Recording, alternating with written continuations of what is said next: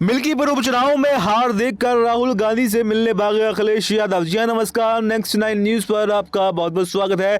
और इस वक्त की सबसे बड़ी खबर आ रही है मिल्कीपुर से, और खबर यह है कि यहां पर समाजवादी पार्टी को झटका लगता हुआ दिखाई दे रहा है, और वहीं पर बीजेपी के चंद्रभान पासवान जो है आगे चल रहे हैं, और ये सीट समाजवादी पार्टी का गढ़ मानी जाती है। लेकिन जिस तरह से उपचुनाव में एक के बाद एक समाजवादी पार्टी अपनी ही सीटों को, अपने ही गढ़ों को हारती जा रही है, ये समाजवादी पार्टी के लिए बुरी खबर तो जरूर दिखाई दे रही है। क्योंकि अभी जो उपचुनाव हुए थे, 9 सीटों पर उपचुनाव हुए थे, वहां पर भी समाजवादी पार्टी को अपनी 2 बड़ी सीटें गंवानी पड़ी थी। यानी कि जो पहले 4 सीटें थी, उन 4 सीटों में से 2 ही सीटें वापस जीतने में कामयाब रही। यानी कि 9 सीटों में सिर्फ 2 सीटों पर समाजवादी पार्टी को जीत मिल पाई थी।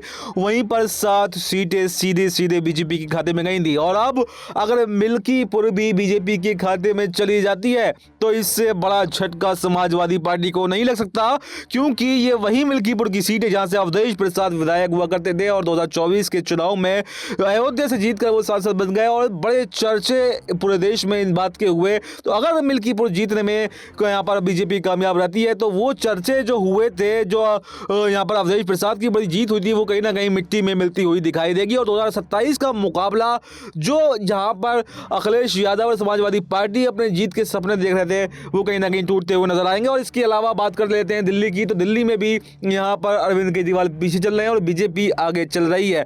मैं इसलिए जिक्र करना चाह रहा हूं अखिलेश यादव ने, क्योंकि यहां पर दिल्ली के अंदर अरविंद केजरीवाल का समर्थन किया था, और जबकि कांग्रेस का समर्थन नहीं किया था। लेकिन कांग्रेस के समर्थन से ही 2024 के चुनाव में समाजवादी पार्टी ने इतना अच्छा प्रदर्शन किया था, और मिल्कीपुर में भी कांग्रेस ने अपना प्रत्याशी समाजवादी पार्टी के सामने नहीं उतारा, यानी कि इंडिया गठबंधन की लाज रखी।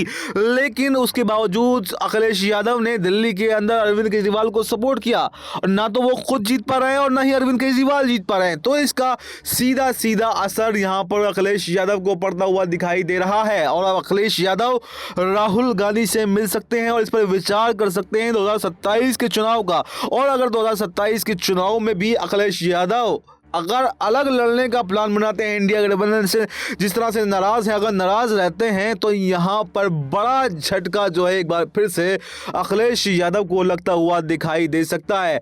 तो इस पर पूरी खबर पर आपको क्या कुछ कहना है, कमेंट बॉक्स में अपनी राय जरूर बताएं। फिलहाल इस खबर में इतना ही। नेक्स्ट देश और दुनिया की तमाम बड़ी खबरों के लिए आप जुड़े रहिए हमारे साथ, और पल पल की अपडेट देखते रहिए हमारे चैनल पर।